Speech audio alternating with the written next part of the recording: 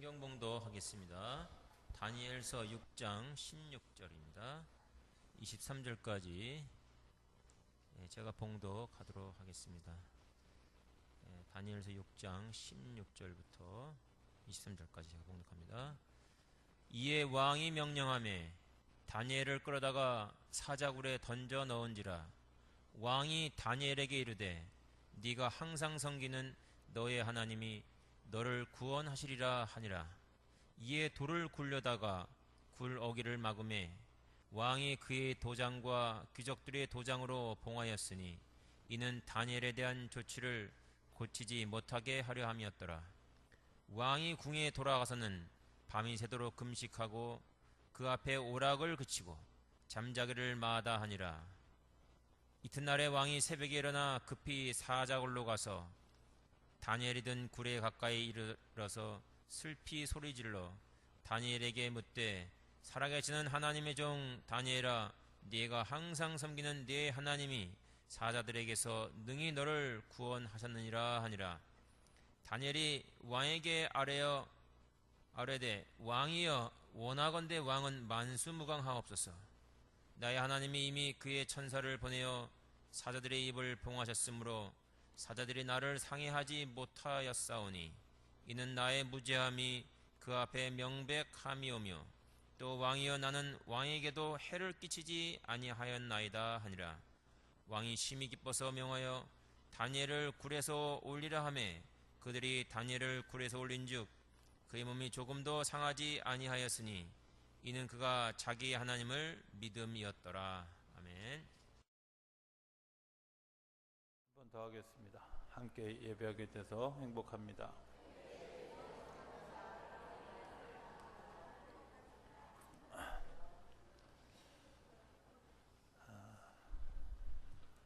한 주간을 승리하신 여러분들을 주의 이름으로 축복합니다. 성경에 가장 다이나믹하고 재미있는 이야기 몇 개를 꼽으라고 하면 저는 다윗이 골리앗을 넘어뜨린 이야기하고, 그리고 이 사자굴 속에 들어갔던 다니엘이 살아나오고 그 고소했던 사람들을 그 굴 속에 집어넣더니 뼈까지 사자가 씹어먹었다, 이 대목하고, 예수님이 물 위를 걸어오실 때 베드로가 나도 걷게 하옵소서 그러다가 빠지는 얘기하고, 굉장히 기억에 남는, 여러분들은 어떠신지 모르지만 저에게는 아주 오랫동안 이 이야기. 그런데 제가 이제 이 이야기를 생각하면서 이번에 설교 준비를 하면서 이런 생각이 들었어요. 내가 사자굴에 너무 내 프레임이 갇혀 있었구나. 다니엘서 6장 사자굴 얘기 이렇게만 생각하고 다니엘이 사자굴에서 살아난 얘기만 너무 집중하다 보니까 틀을 깨지 못하는, 그거 너머에 있는 것들을 보지 못하는 한계가 있었구나, 이런 생각을 제가 하게 됐어요. 이 다니엘서 6장은 굉장히 중요한 징검다리 역할을 합니다. 다니엘서 1장부터 6장까지를 제가 사순절에 쭉 우리가 같이 묵상해 온 이유는 이 다니엘서 6장이 끝나고 7장부터 12장까지는 하나님이 다니엘에게 보여준 마지막 날의 환상에 대한 얘기예요. 이 다니엘서가 구약의 요한계시록처럼 계시가 있는, 그런데 그 계시가 이루어지기까지 다니엘이 어떤 과정을 거쳤는가, 이런 이야기가 우리가 사순절에 묵상한 얘기들이. 1장에는 다니엘이 포로로 끌려갔는데 포로의 자리에서 나는 자유합니다 하는 다름을 보여주죠. 그죠? 그 다음에 두 번째는 느부갓네살 왕이 꿈을 꿨는데 무슨 꿈을 꿨는지조차도 모르는, 술사들이 전혀 알지도 못하고 알 수도 없는 그런 꿈을 꿨을 때 이것이 하나님의 역사입니다 라는 것을 보여주는 그런 과정. 3장에는 그것 때문에 혜택을 받았던 다니엘의 친구들, 그 다니엘의 친구들이 사드락과 메삭과 아벳느고가 자기들의 그 믿음을 분명하게 고백한 것 때문에 풀무불에 던져졌다가 하나님이 다시 살리신 이야기가. 그리고 4장에는 느부갓네살 왕이 교만해졌을 때 하나님이 그를 심판하고 아주 바닥까지 떨어뜨렸다가 다시 그를 회복시키는 이야기가. 그리고 5장에는 그 느부갓네살 왕 아들 벨사살 왕이 자기가 높은 줄 알고 하늘 높은 줄 알고 정말 그 사용되어질 것들을 포기하고 엉뚱한 것에 사용하고 자기의 교만함을 드러내다가 죽고 심판을 당하는 이야기까지가 5장의 내용입니다. 6장에 새로 등장하는 왕 다리오라고 하는 왕이 있습니다. 이 왕은 총리 셋을 두었는데 그 총리 중에 가장 이 다니엘을 신임했다 하는 것이 오늘 성경에 나오는 기술입니다. 포로로 데려온 사람들을 신임해서 그 나라의 총리로 세운다. 가능한 일일까요? 저는 이 의문에서부터 질문했습니다. 예를 들어서 우리나라가 일본에 강제 점령을 당했을 때 일본 사람들이 한국 사람을 총리로 세워서 나라를 다스리게 한다. 그것도 한반도가 아니라 일본 열도를 다스리는 그런 일이 가능할까? 전혀 가능하지 않은데 그것을 가능하게 했던 이유가 뭘까? 적어도 다리오 왕의 마음속에 무엇이 있었냐면 그 다니엘을 이끌고 가는 하나님에 대한 믿음이 있었다는 거죠. 그래서 오늘 본문에도 보면 다니엘 그 굴에 들어갔을 때 이렇게 하죠. 18절에 보면 왕이 궁에 돌아가서는 밤이 새도록 금식하고 그 앞에 오락을 그치고 잠자기를 마다하고 뭐 했을까요? 하나님 앞에 기도했죠. 하나님의 살아계심을 이 다니엘을 통해서 알게 해주십시오. 누가? 이스라엘 백성들이 기도한 게 아니라요. 다니엘의 친구들이 기도한 것이 아니라 다리오 왕이, 이방인이 포로로 삼고 있는 그 적국의 왕이 누구를 위해서? 하나님의 역사를 위해서, 하나님의 일들을 위해서 기도했다. 놀라운 일들이라고 생각이 되어집니다. 그 놀라운 일들이 일어나는 그런 그 현장에서 오늘 우리들이 살아가고 있습니다. 저는 이런 일들이 일어나고 있는데 반면에 어떤 일들이 일어나냐면 반면에 이런 그 다리오 왕의 고백이 있는가 하면 하나님을 경험하지 못한 사람들의 마음속에는 내가 이 세상에서 살아가는 동안에 손해본 거, 억울한 거 이런 것들 때문에 그것을 고소하는 무리들이 있다는 거예요. 자기들이 능력이 없어서 총리가 되지 못한 것은 생각하지 않고 뭘 생각하냐면 저 다니엘 때문에 우리 자리가 뺏겼어. 저 다니엘 때문에 우리의 당연히 누려야 될 기득권을 빼앗겼어. 이런 억울하고 분한 마음들이 사람들에게 있는 거죠. 그래서 다니엘을 고소하려고 합니다. 그런데 다니엘이 어느 것도 책잡히지 않는 거예요. 어떤 방법이든 다 써보지 않았겠어요? 뭐 세상에 쓰는 다 방법들 다 썼을 거라고 생각해요. 여론을 퍼뜨려서 다윗을 모함해 보기도 하고요. 슬쩍슬쩍 건드려서 다윗을 넘어뜨리려고도 해보고요. 별짓을 다 했는데 통하지 않았어요. 왜? 그가 자기를 견디는 가장 견고한 힘이 무엇이었냐면 매일 하루에 3번씩 하나님 앞에 기도하는 거예요. 매일 하루에 3번씩. 이렇게 아동부에 가서 설교하면 애들이 뭐라 그러냐면 아유 목사님 저도 하루에 3번씩 기도해요. 그렇게 얘기해요. 그래? 언제? 밥 먹을 때요. 그쵸? 밥 먹을 때 기도하죠. 그렇게 말하면 저는 5번 해요. 간식 먹을 때도 하니까. 근데 하루에 3번 기도한다는 말은 뭐냐면 하나님 앞에 나의 시간을 조명, 하나님과 나와 연합되어지는 시간을 하루에 3번 가진다는, 상징적이겠죠.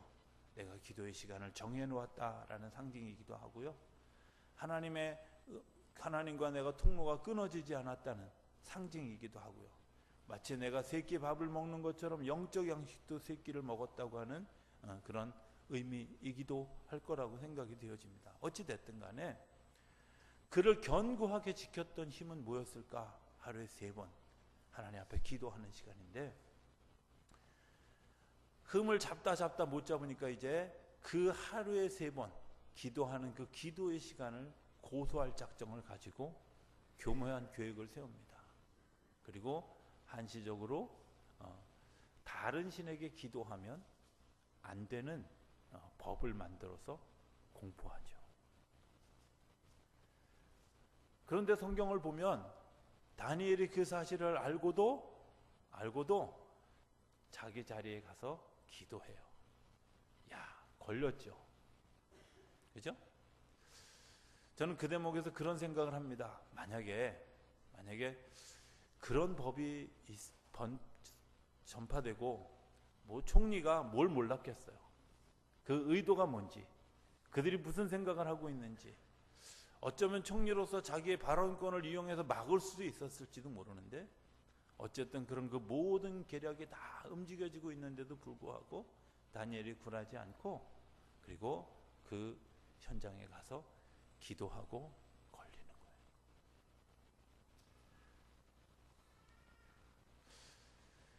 구약 얘기만 하면 재미없으니까 신약 얘기 좀 해봅시다. 예수님 시대에는 어땠을까? 이스라엘 백성들이 끊임없이 이스라엘 백성들에게 하나님이 예언자들을 통해서 메시아가 오실 것이다, 이런 얘기를 하죠. 그런데 그 메시아가 오는 그 시대, 예수님이 온 시대가 어떤 시대냐? 식민지 시대였어요. 로마의 속국이 되어졌을 때였죠. 그들의 바람이 뭐였냐? 모세나 엘리야 같은 아주 힘있고 능력 있는 사람, 모세 같은 사람, 우리 이스라엘 백성들을 출애굽시켜줬던 아주 입지전적인 전설적인 그런 인물, 엘리야, 어느 누구도 그 능력을 범접할 수 없었던 그런 놀라운 인물, 이런 인물이 우리 안에 일어나기를 기대했죠. 그죠? 여러분들 그런 기도하지 않겠어요? 이스라엘 그냥 단순하게 모세다 엘리야다 이렇게 생각을 하지만 여러 가지 생각들을 했을 거 아니에요. 다윗 같은 지도자가 왔으면 좋겠다. 그런데 다윗은 왕으로서는 좋지만 투사로서는 아니잖아. 투사로서 뛰어난 사람은 삼손 같은 사람. 근데 삼손은 힘은 센데 좀 미련한 듯하게 보이잖아. 어쨌든 이 문물을 다 겸비한 사람이면 좋겠다. 그렇게 상징적인 인물들이 모세나 엘리야나 이런 사람들이었을 거예요. 그런데 그런 자기들이 가지고 있는 어떤 이 프레임, 이 카테고리, 이 안에 갇혀져서 뭘 못 봐요? 그와 다른 하나님의 역사를 못 보는 거예요. 하나님, 모세 같은 지도자가 와서 우리를 출애굽시켜 주셨으면 좋겠습니다, 이렇게 기도하지만, 엘리야 같은 능력 있는 종이 와서 3년 6개월 동안 땅에 비 오지 않다가 땅에 비 오는 그런 눈에 보일 만한 역사를 보여줄 만한 사람들이 왔으면 좋겠습니다. 이 프레임에 갇혀가지고 전혀 다른 형태의 지도자가 왔는데 못 보는 거죠. 예수님을 정말 못 봤을까? 그렇지 않다고 생각해요. 성경을 보면 예수님이 회당에서 설교하고 났을 때 사람들이 뭐라 그랬냐면 사두개인하고 달라. 저 사람은 굉장히 권세 있는 가르침을 하고 있어. 병든 현장에, 그리고 치유하는 현장에 사람들이 가서 그 사람들을 만지고 그 사람들이 일어났을 때마다 사람들이 놀라서 예수님을 왕 삼으려고 할 만큼 능력을 인정받았어요. 그런데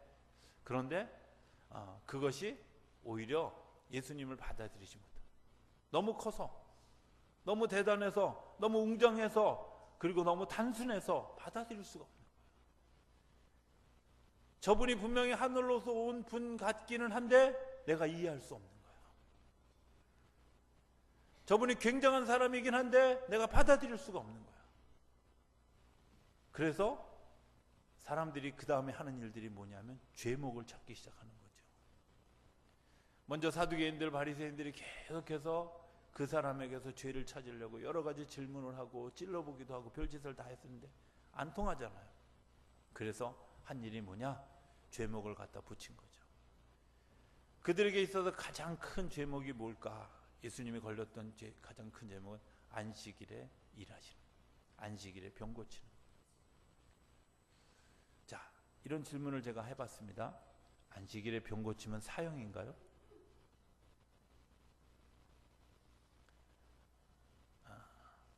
율법은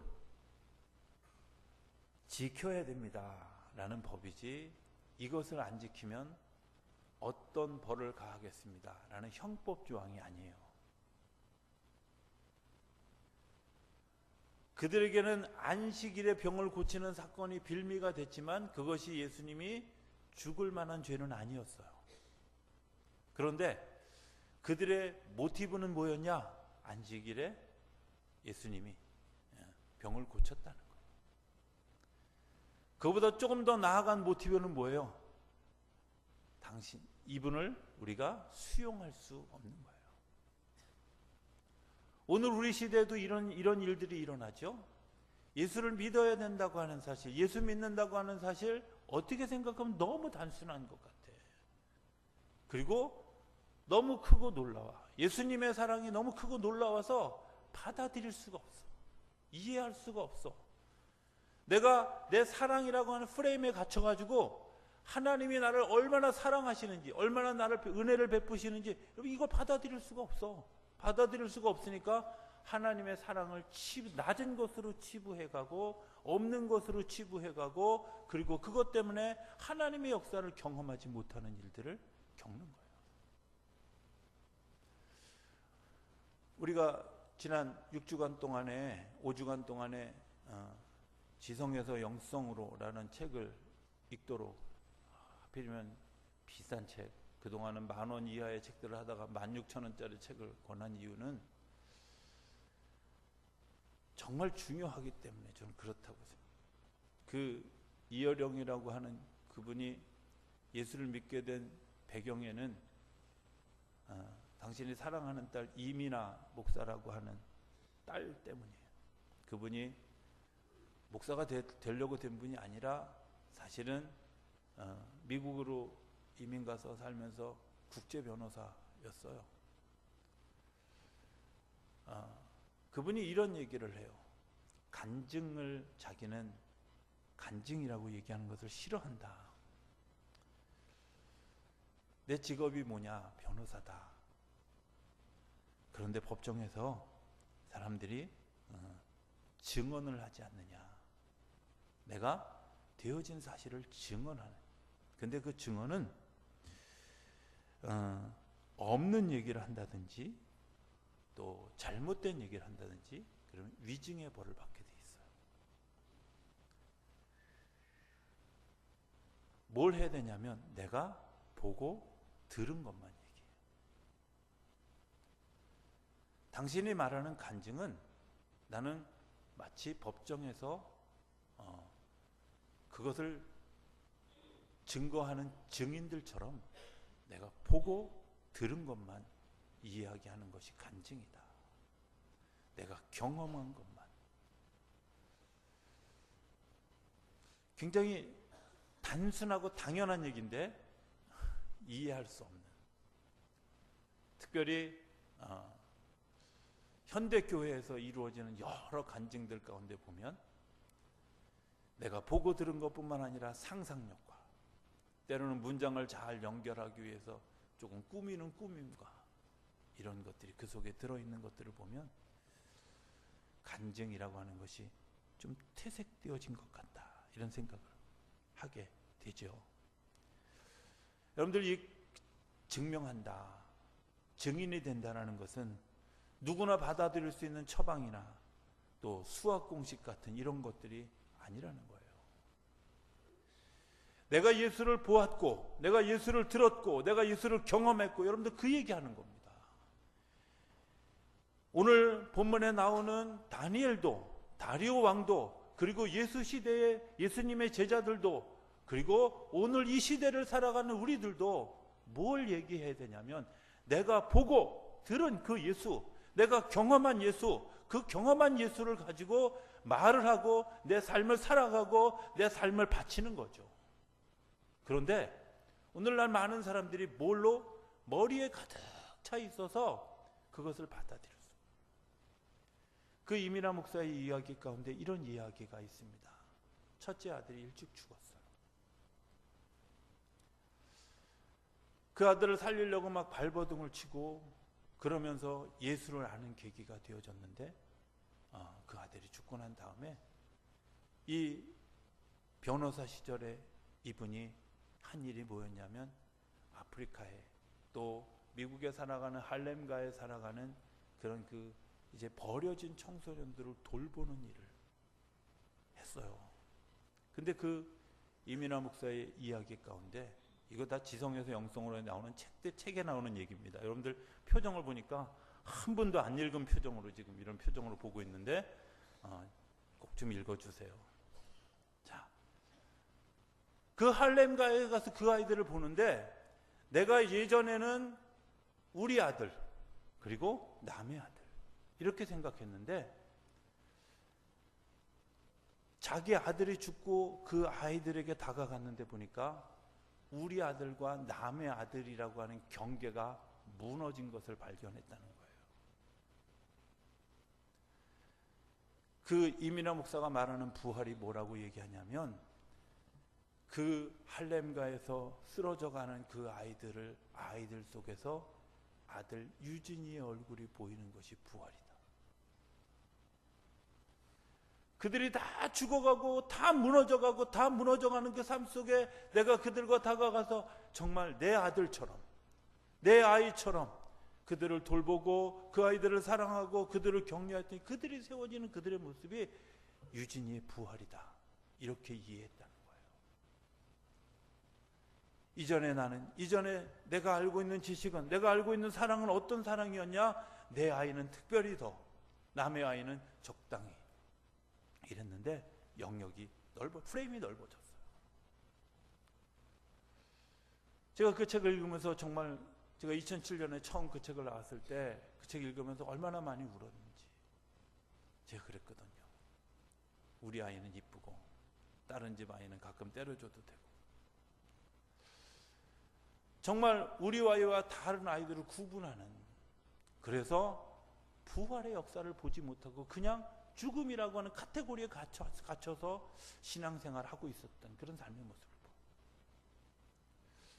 둘째 아이 이야기도 책에 나와요. 둘째 아이가 자폐아였어요. 초등학교 5곳에 아이를 넣으려고 애를 썼는데 아무도 받아주지 않는 거예요. 얼마나 노력을 했겠어요. 그래서 6번째 택한 방법이 뭐였냐면, 하와이에 있는 크리스찬 학교에 아이를 데려가서 엄마가 그 학교의 보조교사 역할을 하는 것을 전제로 그 아이를 학교에 집어넣었어요. 그리고 정말 그 학교에서 2-3개월을 지나는 동안에 자기가 깨달은 게 뭐냐? 내가 이웃을 내 몸처럼 사랑하지 못했다는 사실을, 자기의 아들을 내 몸처럼 사랑하지 못했다는 사실을 알았다는 거예요. 내 몸처럼 사랑하지 못했다. 그리고 그 아이를 정말 내 몸처럼 사랑하고 그 학교에서 그 아이가 제대로 졸업하는, 그 와중에 어떤 현상이 있었냐면, 망막박리라고 하는 눈이 시력이 이뤄져가는 경험을 하게 됐어. 그런데 하나님 앞에 이런 각오를 하나님 내 눈을 내가 고쳐주시면 내 삶을 내 평생 하나님께 드리겠습니다. 근데 정말 놀랍게 7개월 만에 이 눈이 치료가 됐어요. 근데 그때 아버지 이어령 교수가 뭐라고 얘기했냐면, 제가 그냥 원문을 그대로, 이걸 어디 가서 이야기하고 다니지 말아라. 만약에 이야기하면 모든 사람들이 너를 비웃고 우리를 박해할 거다. 기적은 구제의 사인이지 신앙의 궁극적인 목표가 아니지 않느냐. 그럴듯하죠? 여러분들, 이게 지성입니다. 하나님의 역사를 보았습니다. 하나님의 역사를 내가 경험했습니다. 하나님의 역사를 들었습니다. 그런데 말하지 않습니다. 뭐 때문에? 세상 사람들이 핍박할까 봐, 세상 사람들이 우리를 미쳤다고 할까 봐, 예수쟁이라고 할까 봐, 너 예수 믿는 예수 잔당이라고 이야기할까 봐 우리가 이야기하지 않는다는 거예요. 그리고 적당한 구실을 둘러댑니다. 기적은 구제의 사인이지. 여기에 대해서 딸이 이렇게 얘기해요.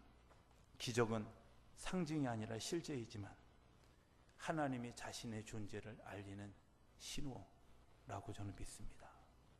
그게 종교의 본질은 아닙니다. 그러나 사랑에 빠지고 복음이 없는 기독교는 사교에 불과하다. 오늘 우리가 본질을 잃어버리고 있지 않습니까?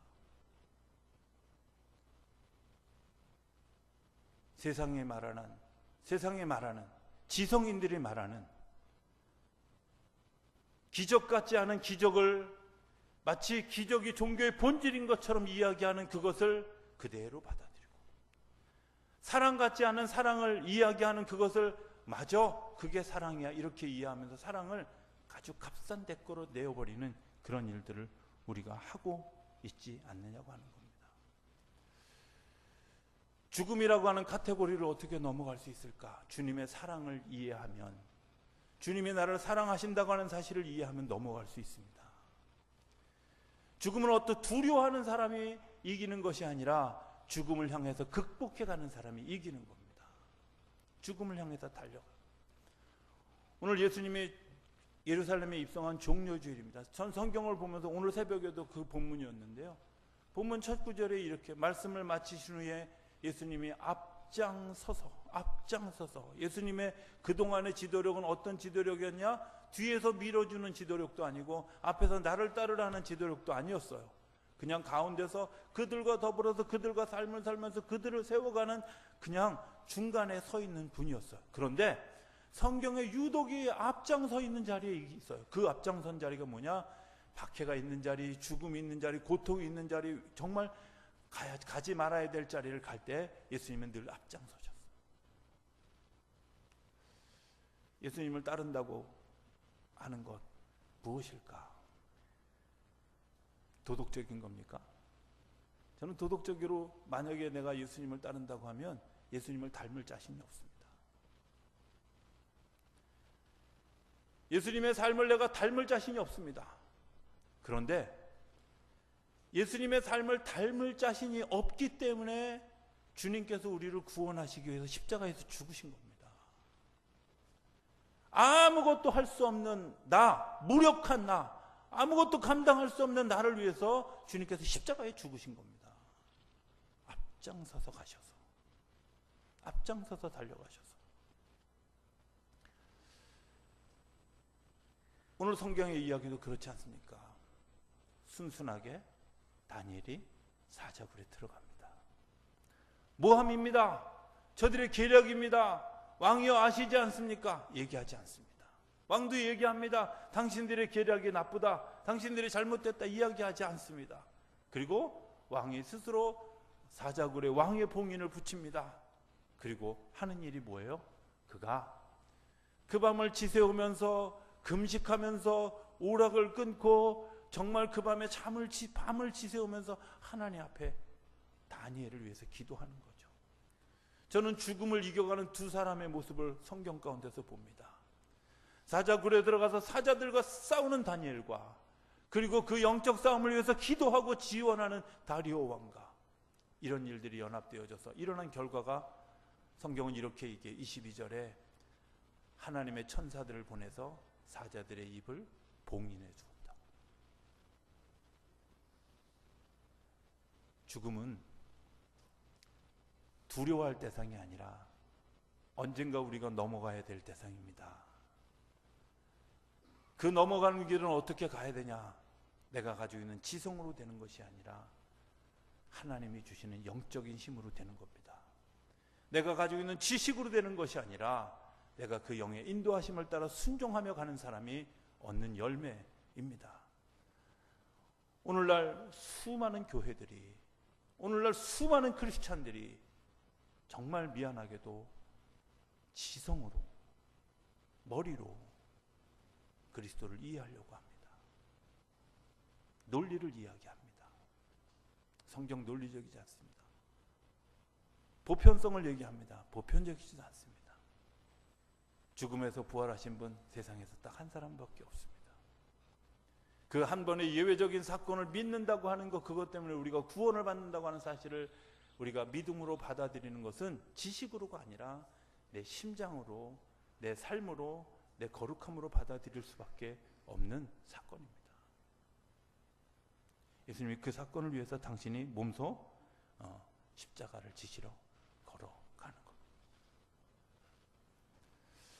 저는 이 한 주간을 어떻게 지나야 될까?